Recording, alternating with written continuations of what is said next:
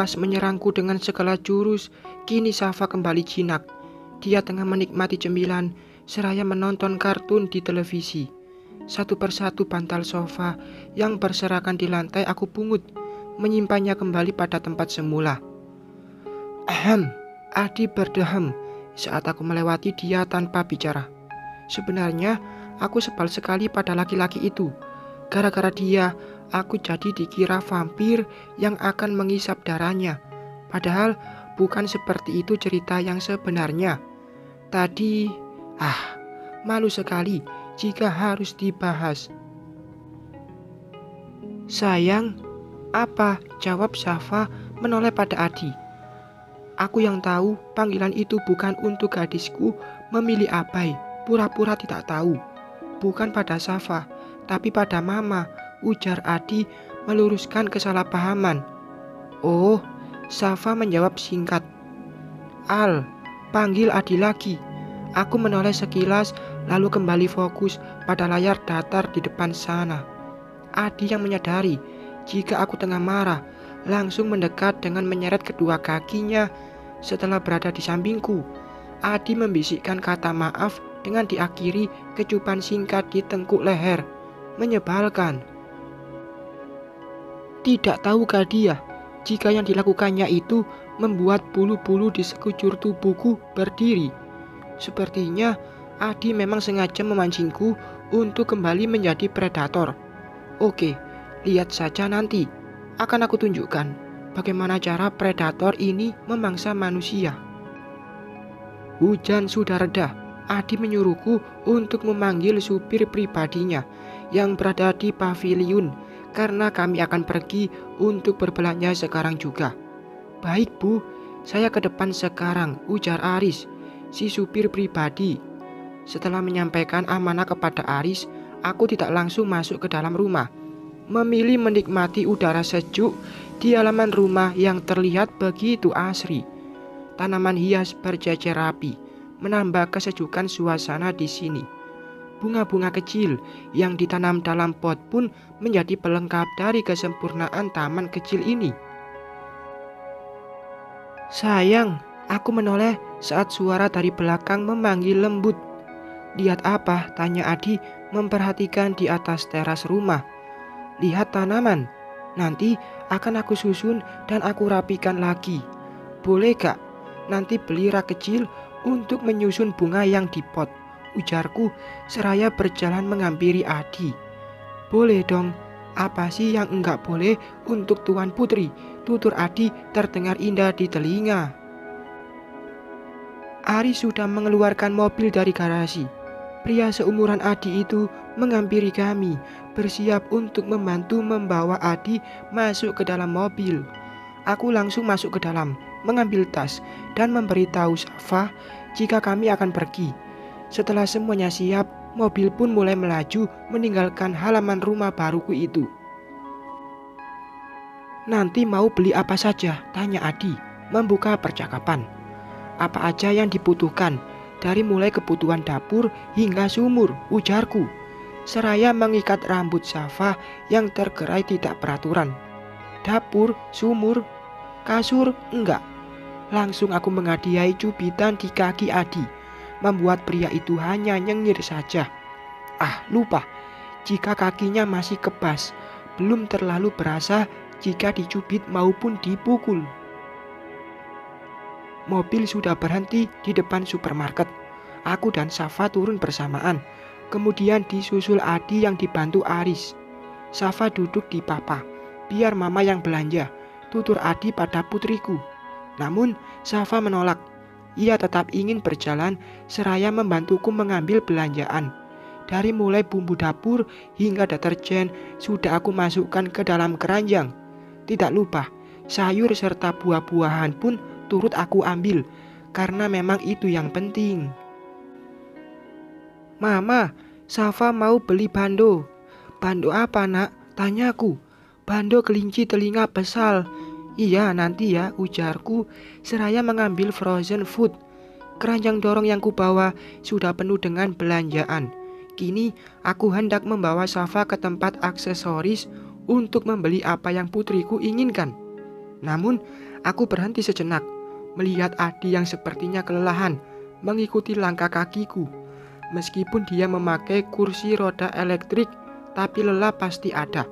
Apalagi harus hati-hati agar dia tidak menyenggol orang lain yang berlalu lalang di sekitarnya. Mas, kamu tunggu saja di sini, biar aku yang antar Safa. Kasian, nanti kamu capek, ujarku, seraya berjongkok di depan suamiku itu.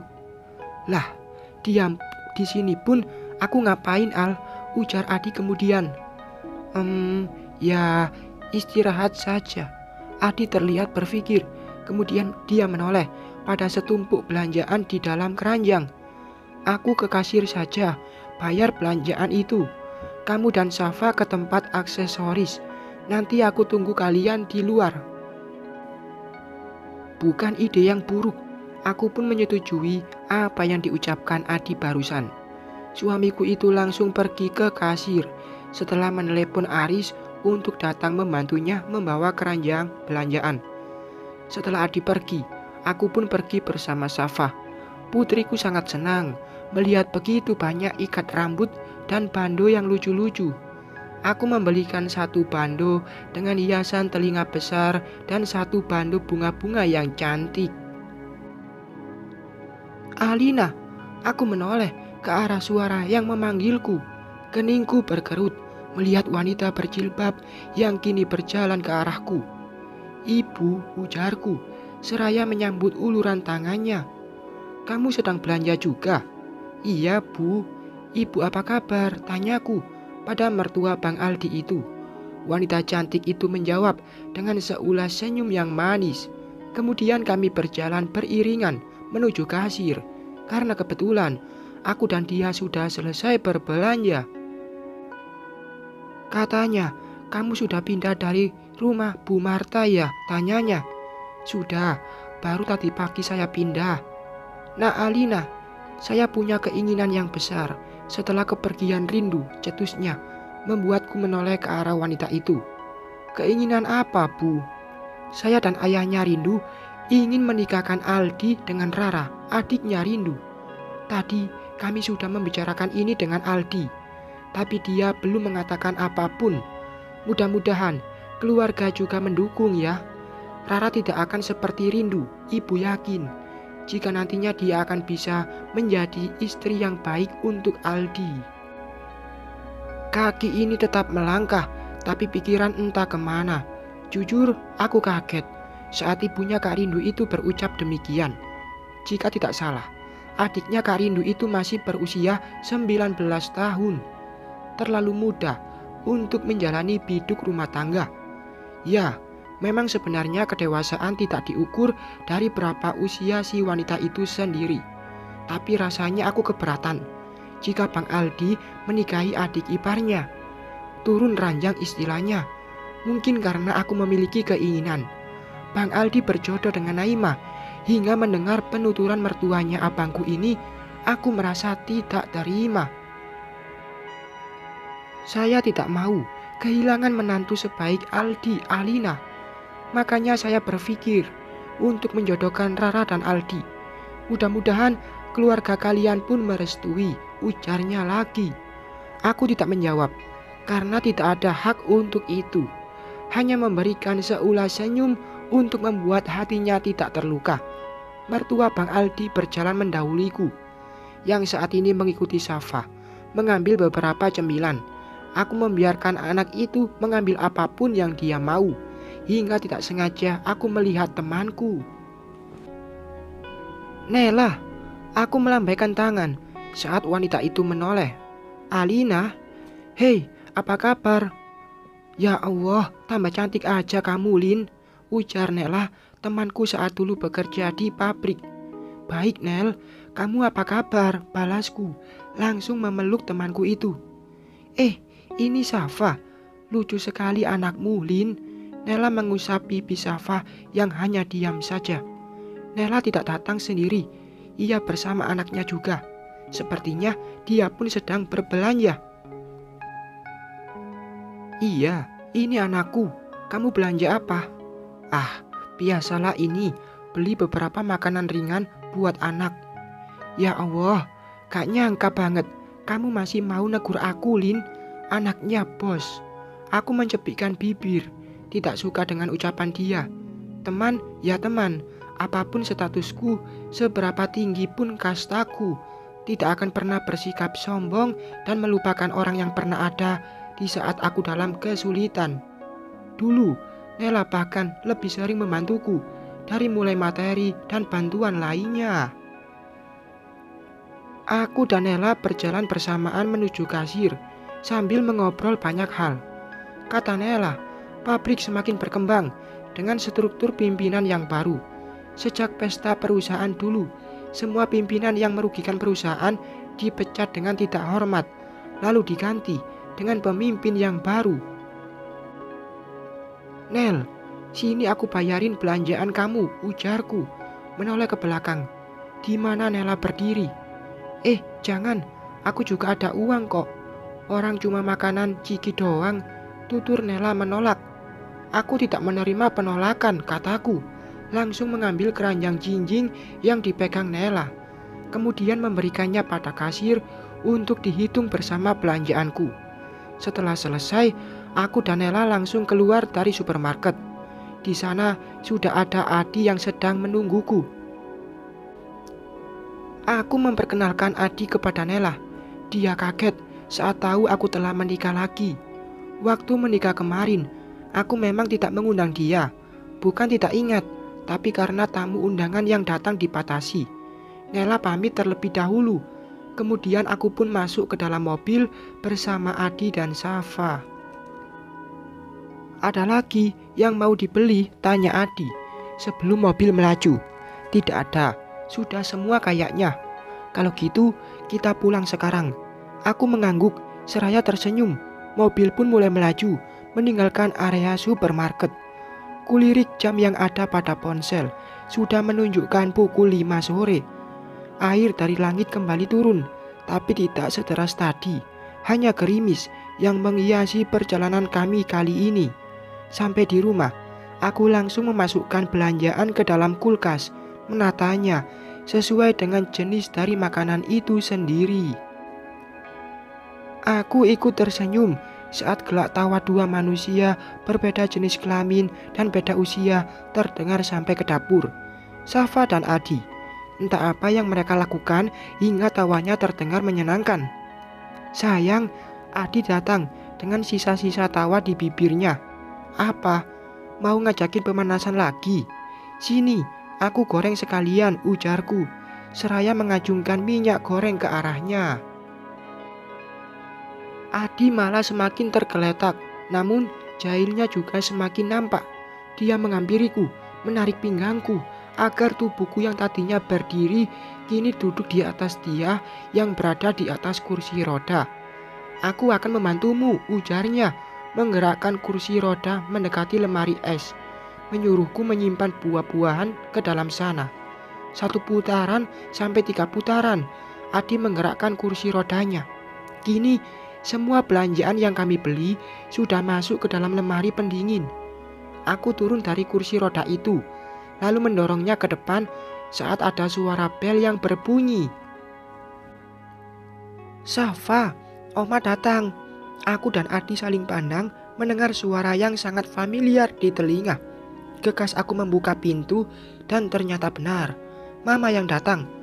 Mana Safa? Tanyanya, langsung menerobos masuk ke dalam rumah. Lagi main di ruang tengah, Ma, Adi yang menjawab. Aku dan Adi mengikuti langkah Mama yang berjalan cepat, seraya menenteng kantong besar. Saat melihat Safa, ibuku itu langsung mengambur memeluk cucunya. Oma datang, ujar Safa bingung. Iya, Oma datang karena kangen sama Safa. Oma mau bobok di sini sama Safa. Lihat, Oma bawa mainan untuk Safa. Kita main bareng ya, tutur Mama sangat bersemangat. Aku melirik Adi yang menggaruk tengkuknya. Sepertinya suamiku itu bingung mau berucap apa, senang atau sedih dengan kedatangan mertuanya itu. Mama suka tidak bisa ditebak. Ma, beneran mau nginap di sini? Tanyaku dengan hati-hati. Takut jika dia tersinggung dan malah pundung. Malam ini saja ya Al. Adi, tolong izinkan Mama tidur sama Safa. Malam ini ya.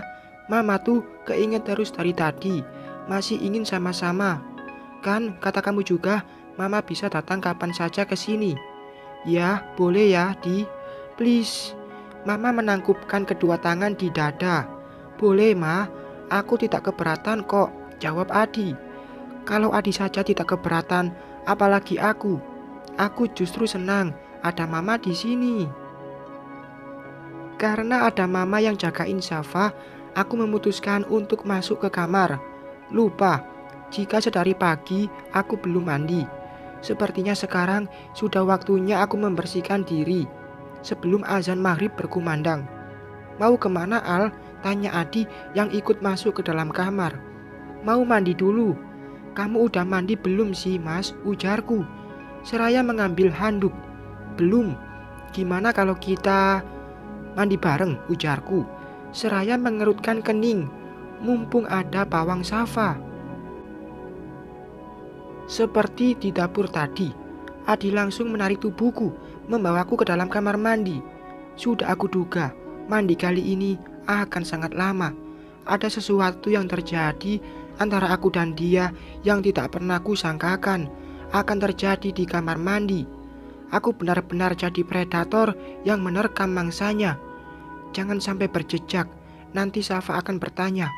Bodoh amat, ujarku singkat. Sini, aku bantu keringkan rambutnya, tutur Adi, mengambil pengering rambut dariku. Aku mengambil serum, lalu menuangkannya ke telapak tangan, kemudian mengaplikasikannya ke wajah. Sementara Adi masih mengeringkan rambutku. Kalau nanti Mama nanya, kenapa kita lama di sini? Aku harus jawab apa? Ujarku dengan mata tetap ke arah cermin. Dari pantulan cermin, kulihat Adi melirikku, kemudian kembali fokus pada rambutku yang sudah setengah kering. Bilang saja apa adanya, celetuk Adi, membuatku menoleh ke arahnya. Dia nyengir, memperlihatkan deretan giginya yang rapi dan bersih. Aku mendelikkan mata, kembali melihat cermin. Tidak mungkin aku harus mengatakan hal yang akan membuatku malu. Tahu masih pengantin baru, tapi tidak harus sejujur itu mengatakan yang terjadi pada orang lain. Setelah rambutku kering, aku dan Adi keluar dari kamar, menghampiri Mama yang masih asik dengan permainan yang membuat Safa terus tersenyum bahagia. Ma, Mama beneran akan menginap di sini, ujarku akhirnya. Iya, malam ini saja Al. Tenang, Mama tak akan mengganggu kalian kok. Mama hanya ingin dengan Safa saja. Bukan begitu, Ma. Alina cuma nanya saja. Kalau Mama di sini, terus Papa berdua sama Bi Narsi dong, ujarku lagi. Membuat Mama mengangkat kepala, menatapku tajam. Jangan ngomporin, ya kamu. Papamu tidak berdua dengan Bibi, tapi bertiga dengan Pak Yadi. Kalau ngomong, suka ada-ada aja kamu ini. Aku terkekeh melihat reaksi Mama yang tiba-tiba memanyunkan bibir. Aku kan tidak tahu kalau Pak Yadi pulang lagi ke sana, pikirku. Pak Yadi ikut nginap di sini. Mama tak lagi menjawab. Dia kembali fokus dengan Safa yang tengah asik bermain puzzle. Beberapa saat diam dalam keheningan. Tiba-tiba aku mengingat sesuatu tentang pembicaraan mertua Bang Aldi tadi di supermarket. Apakah abangku itu sudah membicarakan hal itu dengan Mama? Untuk mengetahuinya, aku pun mempertanyakan apa yang ada di dalam pikiranku dan ingin melihat reaksi Mama saat tahu putranya diinginkan untuk tetap jadi menantu dari orang tua Kak Rindu. Enggak Al, Aldi belum bicara apa-apa sama Mama. Emangnya kapan kamu bertemu dengan ibunya Rindu? Jawab Mama saat aku mempertanyakan perihal turun ranjang yang ditawarkan orang tua Kak Rindu. Tadi di supermarket. Aku kira Bang Aldi sudah bicara dengan Mama, ujarku kemudian. Mama belum bertemu Aldi sejak pergi pagi tadi. Mungkin dia di rumahnya. atau mungkin ke tempat usahanya. Pokoknya Mama belum ketemu abangmu, Al. Mama jadi penasaran. Kira-kira Aldi menerima atau menolak ya permintaan mertuanya itu? Aku mengedikkan bau. Jika Mama saja penasaran, apalagi aku. Rasanya aku ingin bicara empat mata dengan Bang Aldi, lalu melarang dia untuk menerima permintaan mertuanya. Namun, apalah aku yang tidak punya hak untuk mengatur kehidupan abangku itu. Dia punya jalan hidup sendiri yang tidak akan membiarkan orang lain untuk ikut campur di dalamnya. Beberapa saat mengobrol dengan Mama, tiba-tiba Safa merengek ingin tidur. Adi, dia langsung membawa Safa ke kamarnya karena tahu aku dan Mama sedang terlibat obrolan yang serius. Sama Papa dulu ya, nanti Oma nyusul ke sana, ujar Mama saat Safa dibawa Adi. Kemudian mata itu kembali fokus ke arahku. Mama bicara banyak hal tentang Bang Aldi yang tidak aku tahu sebelumnya. Ternyata keluarga Kak Rindu meminta harta gono gini dari Bang Aldi. Mereka menginginkan semua aset yang dimiliki Bang Aldi dibagi dua dengan mereka. Tentu saja aku sangat kaget mendengar hal itu. Yang aku lihat keluarganya begitu baik dan terlihat paham agama. Namun jika sudah menyangkut harta dunia, mereka juga tergiur untuk mendapatkannya. Kok abang tidak pernah cerita masalah ini padaku, Ma? Ujarku merasa dikucilkan. Kamu tidak akan paham dengan semua ini, Al. Lagian aset perusahaan yang Aldi miliki semuanya dibangun sebelum menikah dengan Rindu. Makanya abangmu menolak untuk membaginya dengan mereka. Ya, memang harus seperti itu. Kalau rumah, mobil, gimana tuh? Tanyaku pada Mama. Kalau untuk rumah, memang niatnya akan dijual, lalu dibagi dua dengan keluarga Rindu. Karena Aldi memang tidak ingin lagi menempati rumah itu. Tapi untuk yang lainnya, Mama keberatan jika dibagi. Punya hak apa mereka meminta penghasilan toko dibagi? Orang modal awal saja itu dari papamu, bukan dari mereka. Semakin rumit, sepertinya akan ada pertikaian atau perang dingin antara keluargaku dengan keluarga almarhum Kak Rindu. Bisa dipastikan, masalah akan semakin runyam jika Bang Aldi menolak permintaan mertuanya itu. Jadi, secara tidak langsung, Mama menolak keinginan mereka yang ingin menikahkan Bang Aldi dengan Rara. Iyalah, mereka menikahkan putri bungsunya dengan Aldi semata-mata agar mereka masih tetap bisa menikmati hasil dari penjualan toko sepatu. Sewaktu Rindu masih hidup, kan memang begitu. Satu toko sepatu milik Aldi, labanya dibagi dua dengan mereka. Serius, Mah? Tanyaku tidak percaya. Tanya aja sama abangmu. Mama bicara seperti ini bukan karena iri, tapi abangmu sewaktu dulu tidak memiliki pendirian. Apa-apa untuk yang di sana, ini itu dibagi dengan yang di sana. Dia yang kerja, sebelah sana yang menikmati. Kamu pikir kuliah si Rara dari mana? Ayahnya yang nyekolahin? Bukan, tapi abangmu alias putraku, ujar Mama terlihat begitu emosi. Aku tidak lagi bicara, lebih memilih diam mendengarkan curhatan Mama mengenai putranya. Selama ini Mama diam, bukan karena tidak tahu, Al, tapi Mama tidak mau rumah tangga mereka berantakan akibat Mama yang ikut campur. Jika sekarang Mama bicara, ya wajar. Orang yang salah anak mereka, yang bikin ulah hingga meninggal perbuatan Rindu sendiri. Kata maaf, ya maafkan. Tapi jika mereka menginginkan Aldi untuk kembali menjadi menantunya, Mama tidak meridhoi. Cari wanita lain yang bisa menerima keadaan pahitnya Aldi, bukan menerima baiknya dengan sejuta kemewahan yang akan disuguhkan putraku. Tutur Mama lagi, semakin menggebu. Aku beringsut mendekati Mama, mengusap punggung wanitaku itu, yang kini matanya sudah berkaca-kaca.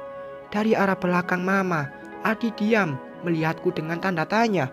Aku hanya menjawab pertanyaan dia dengan menekuk wajah. Dia tidak mengerti, tapi aku pun tidak bisa menjelaskan sekarang. Mama masih ada di sini dengan jari-jari yang mengusap kedua matanya. Malam semakin beranjak. Mama memutuskan untuk menemani putriku tidur. Di saat itulah aku mulai menjelaskan apa yang tadi aku dan Mama bicarakan kepada Adi. Bersambung.